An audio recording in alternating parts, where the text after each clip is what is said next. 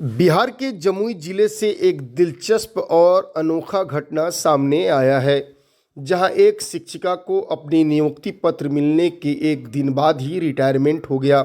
यह घटना खैरा प्रखंड के शोभा खान +2 उच्च विद्यालय की है। यहां कार्यरत अनीता कुमारी की उम्र 60 वर्ष पूरी होने के कारण 31 दिसंबर 2024 को सेवानिवृत्ति हो गई। उनको ठीक एक दिन पहले 30 दिसंबर 2024 को विशिष्ट शिक्षक के रूप में नियुक्ति पत्र मिला था। अनीता कुमारी ने दिसंबर 2006 में पंचायत शिक्षिका के तौर पर अपनी सेवाएं शुरू की थी। मार्च 2014 में टीईटी पास करने के बाद उच्च विद्यालय में संस्कृत की शिक्षिका के रूप में कार्यरत हो गईं। पिछले वर्ष यानी 2024 में उन्होंने सक्षमता 1 की परीक्षा भी उत्तीर्ण की थी। इसके बाद 30 दिसंबर को उन्हें विशिष्ट शिक्षक के रूप में नए स्कूल में योगदान देने के लिए नियुक्ति पत्र मिला था। नियुक्ति पत्र मिलने के बाद उन्हें 1 से 7 जनवरी तक नए स्कूल में योगदान करना था, लेकिन 31 दिसंबर 2024 को उनकी उम्र 60 वर्ष पूरी हो गई, जिससे उनके रिटायर होने की प्रक्रिया शुरू हो गई। यह अनीता के लिए एक बड़ा आघात था, क्योंकि कड़ी मेहनत और प्रयासों के बावजूद वे एक दिन भी राज्यकर्मी के तौर पर अपने नए स्कूल में योगदान नहीं दे सकी।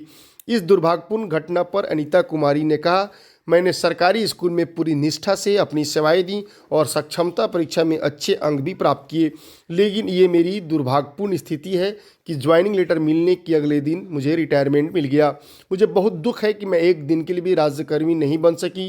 हालांकि इस पर मैं ज़्यादा कुछ नहीं कर सकती, ये विभागीय प्रक्रिया है और मैं संतुष्ट हूँ कि मैंने अपना कार्य ईमानदारी से किया। शोभा खान +2 उच्च विद्यालय के प्रधानाध्यापक निर्भय कुमार ने इस घटना पर अफसोस जताया है और बताया कि अनीता कुमारी को उनकी सेवानिवृत्ति के बाद विद्यालय में विदाई समारोह आयोजित किया गया। उन्होंने कहा, अनीता कुमारी हमारे विद्यालय में संस्कृत की शिक्षिका के रूप में कार्यरत थीं। उन्होंने सक्षमता 1 की परीक्षा में सफलता मिली थी, जिसके बाद उन्हें नए स्कूल में योगदान देना था, लेकिन आयु की सीमा के कारण वे रिटायर हो गईं। हम सब ने उनके सम्मान में विदाई समारोह आयोजित किया।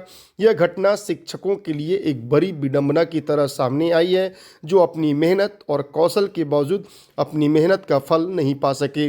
अनीता कुमारी जैसे शिक्षकों के लिए यह घटना एक चेतावनी हो सकती है कि सरकारी नियम और प्रक्रियाओं के बावजूद भी कभी कभी किस्मत में वह फैसले होते हैं जो किसी की कड़ी मेहनत और संघर्ष को नकार देते हैं।